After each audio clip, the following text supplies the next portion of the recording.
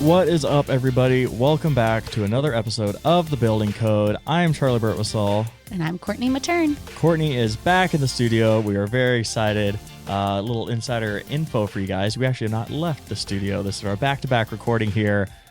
Courtney continues to kill it, and we have another very exciting guest today. Courtney, who we have? We have Susanne Mariga. She is an author and a fractional CFO.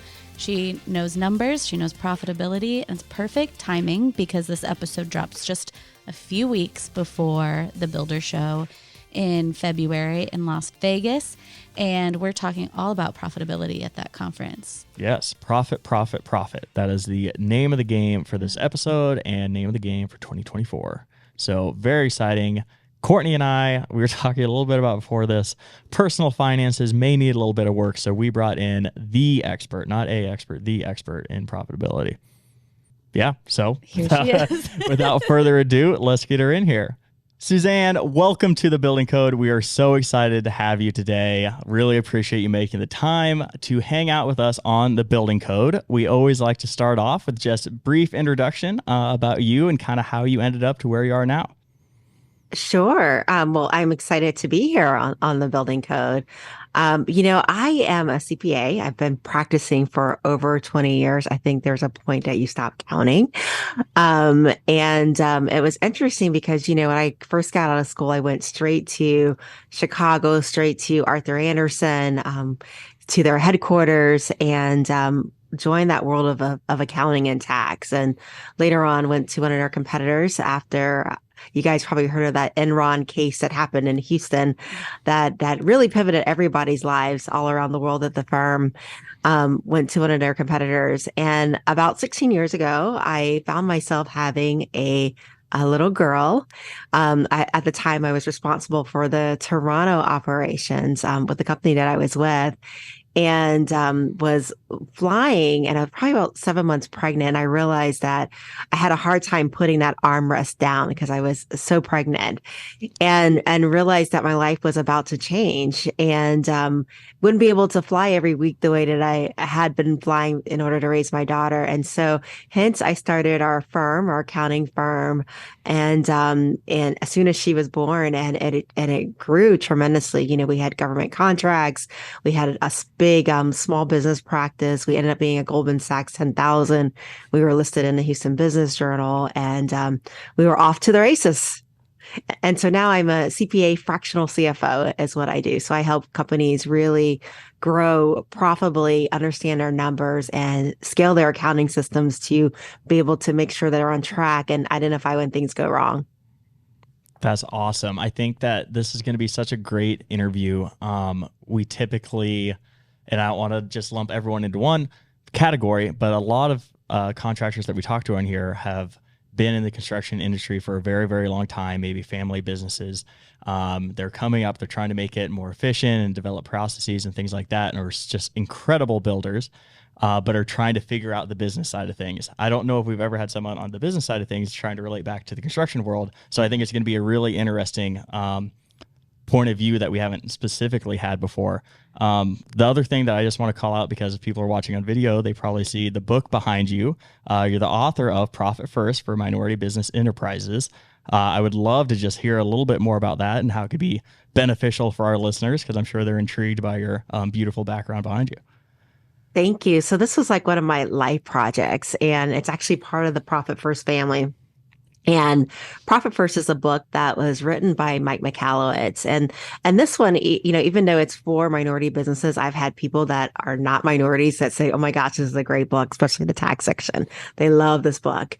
And really what Profit First is, it's a system about creating intentional profitability. I think too many of us, we start businesses because we absolutely love them, right? We love, building those houses, and really helping people walk into their home of their dream, right? Is what our audience likes. But the reality is, we need to have something that we're working for, right? We need to be able to show the fruits of our labor.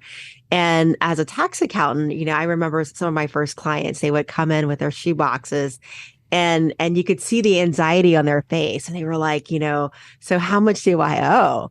And it was like this point of anxiety. And I would look at them like, you've been operating this business all year and you don't know how much you owe. You don't know how much you made. I'm like, how do you run a business like that? With their eyes And covered like this, probably when they're looking at what they're looking it at was. the I mean, they forms. were making me nervous presenting a tax return because they just didn't know, you know. And what Profit First does is it creates intentional profitability. So it's a cash management system. It's not an accounting system. So guys, please don't go back to your accountant and be like, I want to do that new accounting system called Profit First. It is not a accounting system that will make your CPA's hair go gray and maybe fall out. And it's literally a cash management system. And how it works is that it works with your natural human tendencies. You know, I think as people, you know, there's something called Parkinson's law. The more there is of something, the more we're going to use of it. For example, if you give me, you know, if you take me to a buffet, right? We're going to say if you take me to Golden Corral and you show me all these plates, you know, I'm going to go in there kind of hungry, but I'm not going to leave Golden Corral proud of myself, right? I'm going to see like the salad bar, the dessert bar, you know, the main courses and all the sides, and I am not going to leave Golden Corral proud of myself. But if you take me to an order of dinner where the plates are really small, I'm going to eat a lot less, right? And I'm doing that simply because of the plate size, what's available. The more there is, the more I'm going to consume. And that's the same way it is with money, right? As a construction company, you know, as soon as you're getting those checks in, those deposits in, you know, it feels like, oh my gosh, you know, today is a good day. You know, maybe I can, you know, go ahead and buy those computers. Maybe I can, you know, go ahead and upgrade my office space into something nice, right? Or get another truck, right? For my jobs. And it's interesting because when that account is not so great, right? And maybe we've got some late payments on those progressive billings that are coming through, right? I'm going to have anxiety. Like, how am I going to make payroll? I hope those subs don't come knocking on the door at the job site, right? Those are the things I'm going to be thinking about. And so what Profit First does is, you know, it creates a cash management system that works with your natural human tendencies. So what happens is we're going to use bank accounts. And kind of like Dave Ramsey's envelope system, we're going to have a bank account based upon each designated purpose. So one of the things that's going to happen is I'm going to have one account that's going to collect all of my deposits. So as soon as someone sends me a check, I'm going to deposit it in this one bank account. And then what happens is on the 10th and 25th of the month, I'm going to put together a cadence of transfers. And what that's going to look like is I'm going to transfer a percentage of my collections to my profit account, right? I'm going to transfer a percentage of my collections to my materials and subs because I got to make sure that my contractors get paid, right? Because they're doing my jobs and I want to work with them again. I'm going to transfer a percentage to my owner's pay because as an owner, you know, when I ask my entrepreneurs who is my most valued player, you know, they quickly go, oh, it's Jake, it's Susie, it's Courtney, you know, but they never say themselves. And I'm like, what happens to the day that you step out of the business? When you step out of the business, it probably won't be able to run without you. And so you are the MVP and we need to compensate you as such. And then there's the other side, right? If you're successful, you're obviously getting profit because you're making these transfers. You're obviously getting owner's pay. If you're driving that Bugatti, you're going to have a tax obligation, right? No matter how great your accountant is, you're going to have some tax obligation. Now we're going to use some great strategy, but you're going to have a tax obligation. So what's going to happen is we're going to fund this tax account. We're going to fund this tax account so that at the end of the year, when it's time to file taxes, you're not guessing how am I going to pay last year's taxes with this year's money. That money's already set aside for taxes. And if we use great tax strategy, what that means is we're going to get an extra profit distribution or bonus at the end of the year once we've done our taxes. And then the last account we're going to fund is our operating expenses. And so this is the account that I'm going to have to make decisions from, like, can I really upgrade my office space? Can I get another subscription? Can I buy another truck, right? Those are my operating expenses. And so whatever's left after I fund my materials and subcontractors account, after I funded my profit account, after I funded my owner's pay account, after I funded my tax account, whatever is left is going to go to operating expenses. And so I'm going to make decisions based upon what's in that bank account, right? I'm going to be using that Parkinson's law to make those decisions from that account. I love what you just described because I've heard the term, just for individuals, of lifestyle creep.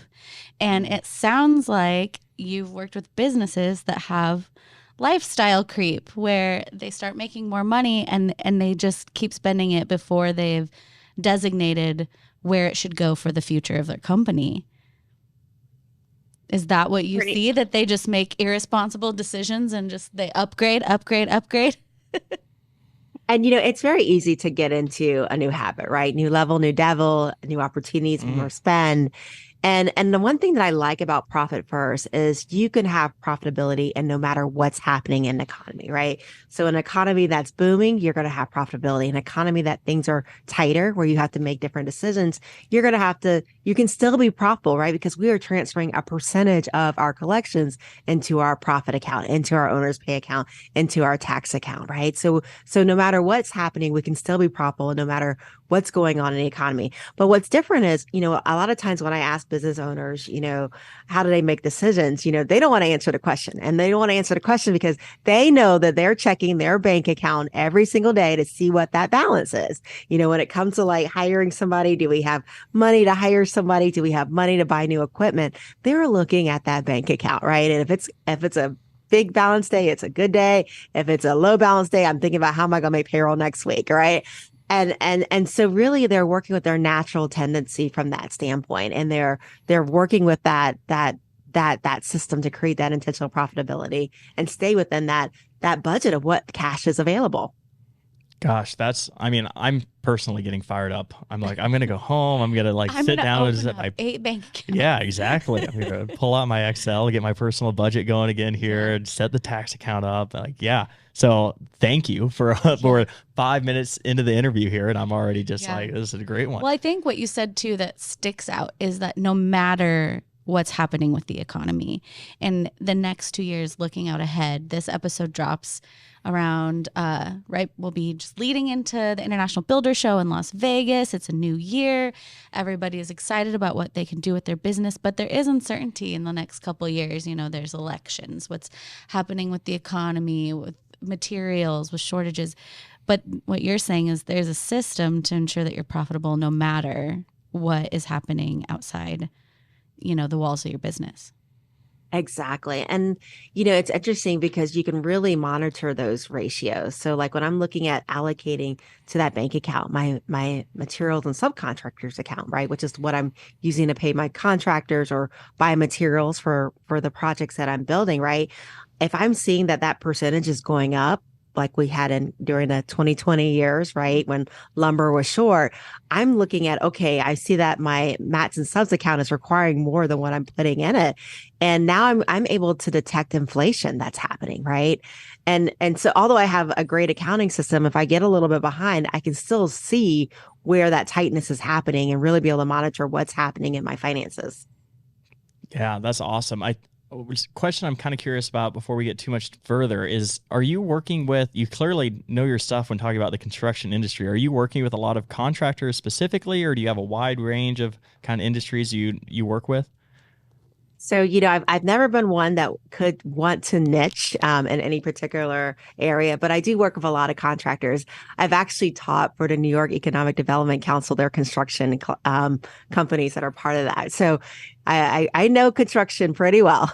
That's awesome. I think that's specifically interesting in this space just because construction is so cash heavy. You constantly hear cash is king in the construction world. So I'd have to imagine that there's maybe a different set of challenges, or maybe the same challenges, maybe presented a slightly different way when working with a construction company. What are kind of some of the common financial challenges that industry specifically faces? So I think one of the biggest things that the construction industry faces, Charlie, is first of all, and I don't want to repeat what I said, but it's just not having a system in place to create that intentional profitability. So not having a cash management system in place. So they're literally, it's like, when there's a lot, they spend a lot. When there's little, they're in panic, right? Right. Or they're in a lot of debt in order to keep up with their spending cycles that they've been in. So really, first of all, having a system that creates intentional profitability. The next thing that I see with construction companies are, there's really no way, a lot of times they don't have the infrastructure in place to monitor, when they're being successful and when they're not being successful on their projects. So they're not finding a way to, how do I course create? And that's where, a software like Buildertrend really helps, because now you can do job costing. Now you can go, okay, I had really great gross margins on this project here, but really bad gross margins on this other project. Who was doing that bad project? Which set of contractors were working on that? If I'm a GC, right? And which ones were working on the one that had really great gross margins, and how do we learn what we did well so we can not repeat the ones that do bad, right? And again, it's having that infrastructure in place that you can recognize, hey, where am I successful? Where am I not being successful? And looking at it from a job by job standpoint, and really allocating not just your construction costs, and your subcontractor costs, but your payroll costs. If you have your own people working on it, where are you profitable? Where are you not profitable? So those are probably the big keys that I see there. And then like the other one that I see is, when they are successful is, again, it goes back to the cash management side, putting aside money for taxes, right? Because, if you're having a great year, which all of you are going to be having a great year because you guys are using Buildertrend, right? Making sure that you're reserving for that responsibility. And like I said, you're going to use great tax strategy, right? You're going to have a great accountant that's going to tell you, hey, these are some things that you can do to strategically lower your taxes without increasing expenses. I think that's another thing that I want to stress. Too many tax accountants tell people, oh, go out and buy that truck, get that Section 179, buy that big gas guzzler out there, and it kind of scares me because I feel like we're going to see a whole bunch of heavy vehicles out there, which is going to be really expensive, right? And put a lot of people in debt. But there are other ways to build wealth through taxation, right? Maybe what I want to do if I'm a closely held company is I'm going to fund my KEOG plan. I'm going to fund my self-employed 401k. I'm going to put away about $66,000 a year in my retirement. I'm going to get a tax deduction because I'm putting it away. But instead of actually expensing it and giving it to somebody else, I'm just passing the money to my future self one day through my retirement accounts, right? So really using sound tax strategy to go, how do I get a tax write-off, but at the same time building my wealth? There are some electric vehicles that if you guys do really need a vehicle out there that you can get a $40,000 credit for if you buy that under your company, right? And so again, looking at what are the needs of my company and how do I match the tax strategy with that? Yeah, that's great advice there. I think something you hit on that really touched home to me is like diving into, I'm a data scientist by trade, so diving into the data and understanding what were my margins on these different projects and why, right? And that's shameless plug. The great thing about Buildertrend is you can go into your budget view, you can go through all your historical jobs, see exactly what your actuals to expected were, see exactly what your margins were, and then dive into, okay, well, what went good or what didn't go good, and having that system of records to really be closely tied to your financial situation and understand how that money is moving and why it's moving that way. I think the tracking and the accountability of that is something that's often overlooked. What do you think it is when you're working with businesses that's holding them back from, putting in place these systems that ensure that they're going to remain profitable? Like, what are some of the hurdles that you have to work them through before it clicks?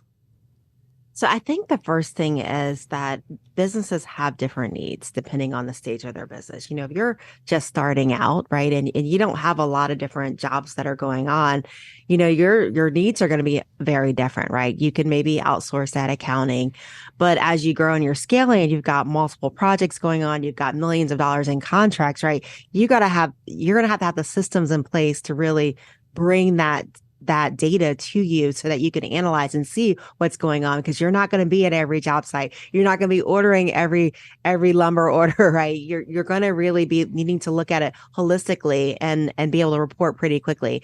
And so it's a matter of, having the appropriate process for the place that you're at.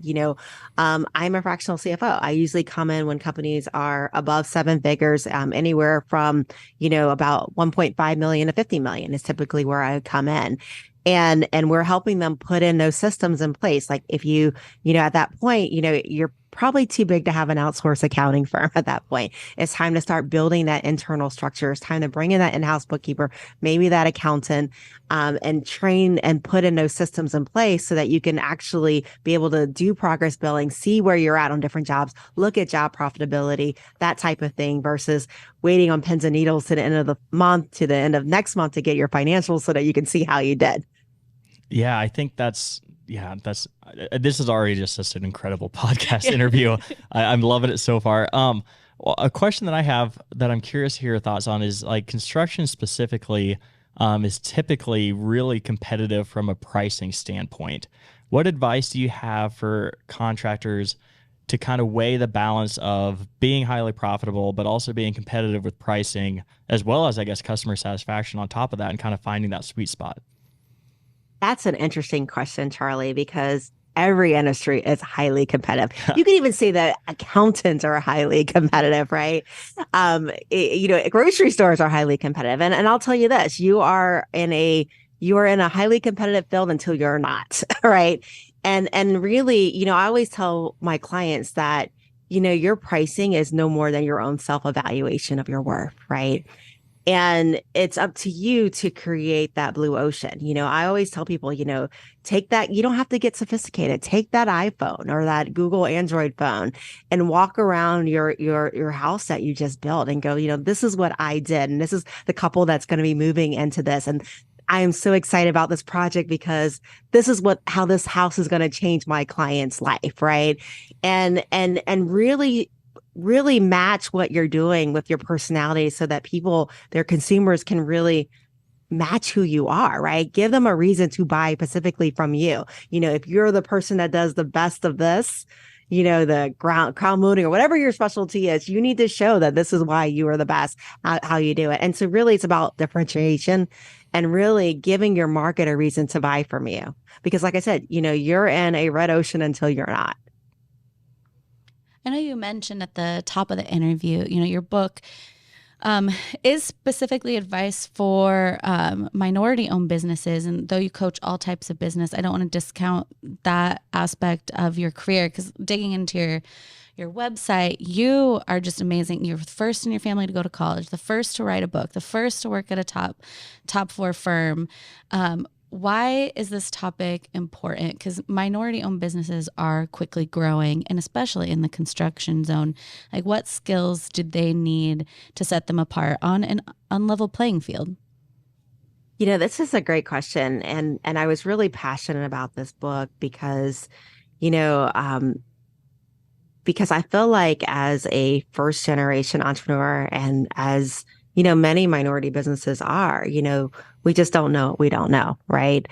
And so this book was really created to equip them with the things that they don't know. In this book, I talk about government contracting, for example. Everybody goes, I want a government contract, and they see the millions and they go, this must be a whole lot of money. But they don't realize that even on a $50 million job, you can still run $1 million loss. Right? If your pricing isn't right, if you don't know, if you're hit by inflation, right, you can easily run $1 million loss. And so it's not about just throwing out a number. It's about really tracking and accurately being able to analyze your historical costs to figure out, is this a project I should even entertain? Should I stay up all night writing this RFP, or should I just say no bid? Right? It's really important.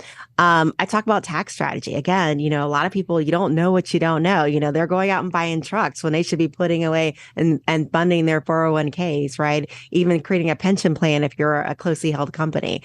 And again, you don't know what you don't know. And so this book is really designed to really empower and really even that playing field from a knowledge perspective.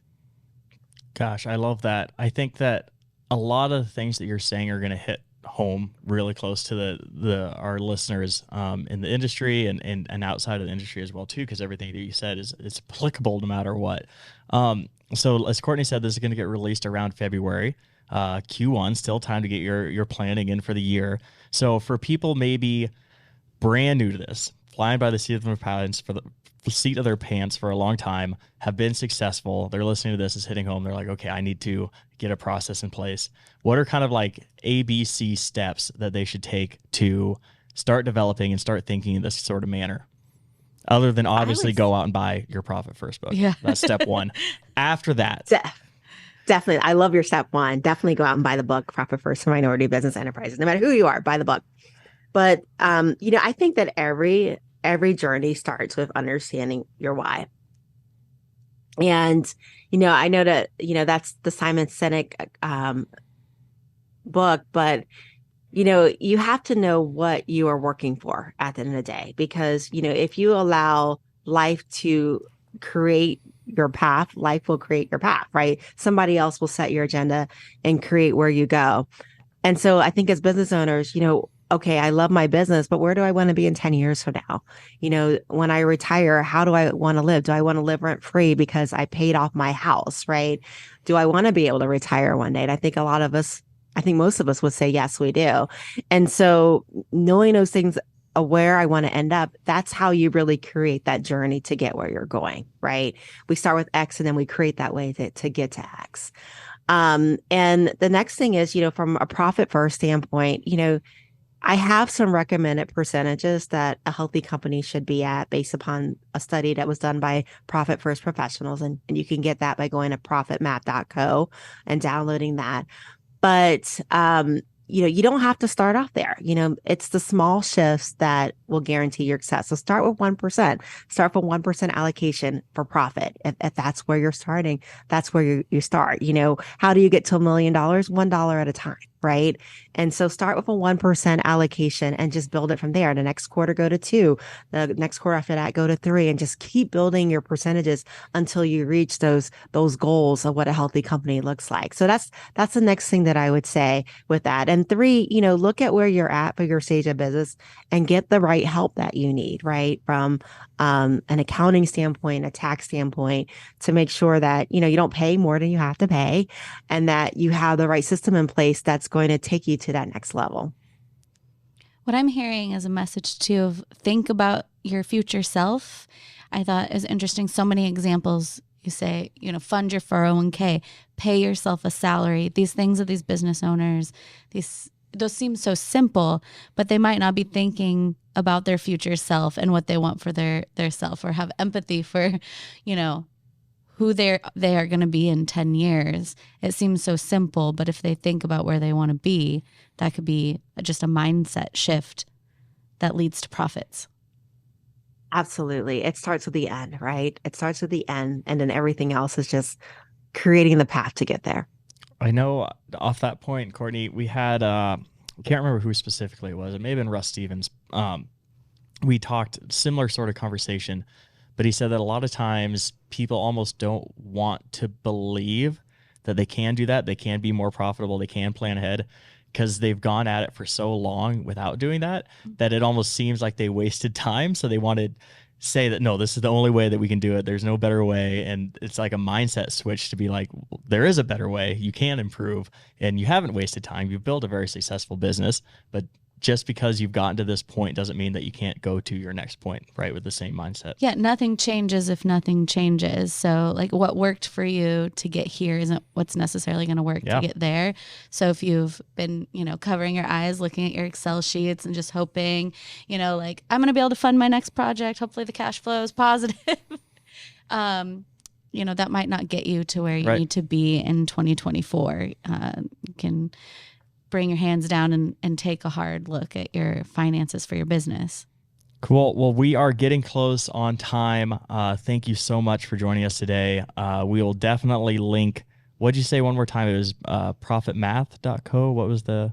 You got it. Profitmath.co. And that'll give you the percentages, common size percentages of a healthy company, like how much from a percentage of your revenue goes to profit, what percentage goes to owner's pay, what percentage goes to tax, and then what percentage should be going to operating expenses. Yeah, what a great resource. And we'll make sure we link some of the books, because I love some of the literature that you dropped. We'll link those in the show notes for all of our listeners, so make sure you check there. Yeah. Otherwise, thank you so much for joining us today. Really appreciate the conversation. I learned a lot. Hopefully our listeners did too. I know. I'm going to go home and actually look at I have a doc called Bills That Kills. Maybe I need to redo my own personal finances for 2024. But I think this message is perfect for right before IBS. And it's never too late. You don't have to start on January 1st. You can start on February 1st, the day this episode drops. Thanks for being here, Susanne. Thank you for having me. Well, another fantastic episode. I think this is one of the first times that I've just exclaimed in the middle of recording that this is one of my favorite episodes ever. So a little embarrassing, but it was great. Courtney, what did you think? Well, is anybody surprised that your favorite episode is the one about numbers? Yeah, that's a good point. No, they shouldn't be. They should not be. That was very on brand. Yeah, I think that the timing of this episode is perfect because profitability is top of mind for a lot of the customers that we work with, a lot of the ones that I hear from. I think people are nervous about what's ahead because we have an election coming up. What's the economy been like? How's inflation affecting the market? But what Susanne offers is a method, a light at the end of the tunnel to say that if you think about and plan for your future, you can remain a profitable business no matter those outside factors that you can't control as a business owner.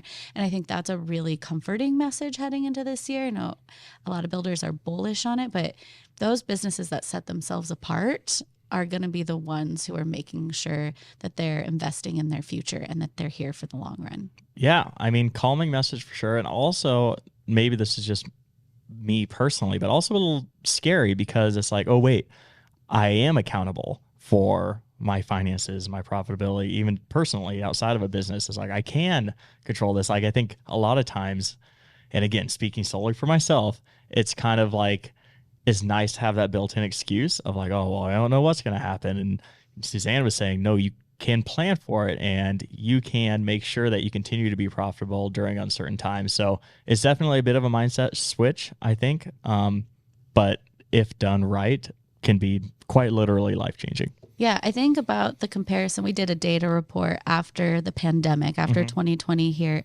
at Buildertrend, and what we found is that a lot of builders were forced to adopt technology and to adopt processes and systems to adapt to the totally unforeseen circumstance, right? And it made them more successful. Yeah. And right now there isn't a climate that's forcing anyone to be proactive about their business, but they're going to reap the rewards if they take this like almost lull or calm before a storm to plan ahead for the future. Don't be caught off guard. Don't make an emergency situation or, you know, an election or an inflation hike again to say, whoa, I need to plan ahead. Like, you always have the power to make some moves for your future. I like how she said that if you don't set your agenda, someone else is going to set it for you. And so write your story. Where do you want your business to be in 10 years? Yes, Courtney. Yes, absolutely. Snaps are all the way around. Again, this is releasing early February, so still plenty of time to go out, set down, nail those goals, build that forecast, upgrade your Buildertrend package. Yeah. And most importantly, when this releases, we'll be 2 days away from Courtney's birthday. So everyone go out and leave a comment wishing Courtney a happy birthday. While you're at it, like, review, subscribe. I guess your review will just be happy birthday, Courtney. Yeah. And if that'd be such a great birthday gift. Yeah, that would be a fantastic birthday gift. All you could ever ask for, I'm sure. Is a podcast review. And, you know, if you are getting ready to come out to Las Vegas for the Builders Show at the end of the month, make sure you come visit us at our booth. It's kind of hard to miss, but we love to see our customers in person. We'd love to talk to you about profitability. We'll be having a lot of events, a lot of talks all around the topic. So make sure you come say hi. Are we doing happy hour again this year? Oh, yeah. So first 2 days, there will be happy hours 2 to 5. The first day is like our supplier connect. You can meet some of our purchasing partners.